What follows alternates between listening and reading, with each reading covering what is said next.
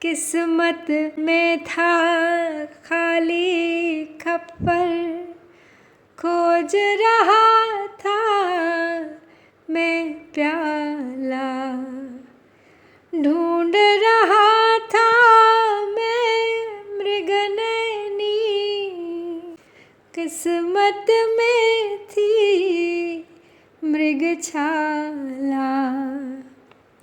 किसने अपना भाग्य समझने में मुझसा धोखा खाया, किस्मत में था अवघट मरघट, ढूंढ रहा था मधुशाला, किस्मत में था अवघट मरघट, ढूंढ रहा था मधुशाला।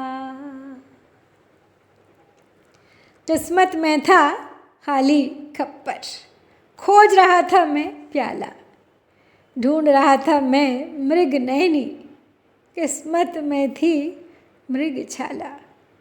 किसने अपना भाग्य समझने में मुझसा धोखा खाया, किस्मत में था अवघट मरघट, ढूंढ रहा था मधुशाला।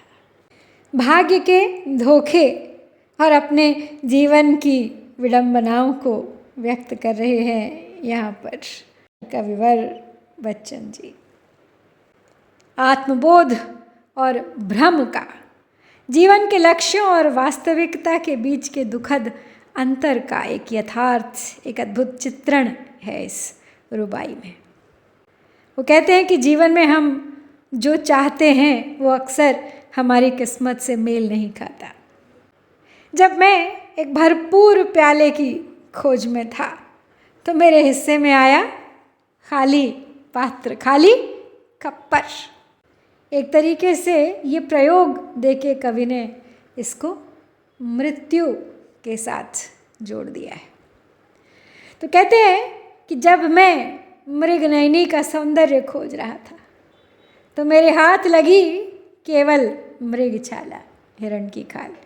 जीवन ढूंढ रहे हैं लेकिन बार बार हाथ लग रही है मृत्यु, कभी खाली खप्पर बनकर तो कभी मृगछाला बनकर। लेकिन जब बार बार ये एहसास जीवन ने दिलाया तब जाकर वो कहते हैं कि मैं जान पाया कि मेरी अपनी ही खोज मधुशाला नहीं थी, शायद मैं मरघट ही खोज रहा था, इसलिए मेरा जीवन मुझे उस ओर ले गया।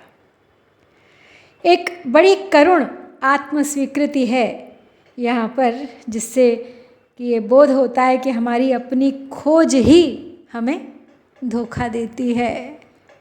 अपना भाग्य ही इतना विपरीत हो जाता है कभी कभी कि वो खुशियों से भरी मधुशाला ढूंढते हुए हृदय को अक्सर मरघट यानी विनाशकारी श्मशान का रास्ता दिखा देता है। फिर स्वयं अपनी किस्मत पर व्यंग्य करते हैं और कहते हैं, सुनने वालों से भी पूछ रहे हैं कि क्या तुम में से भी कोई है, क्या किसी और ने भी अपने भाग्य को समझने में ऐसा ही धोखा खाया है।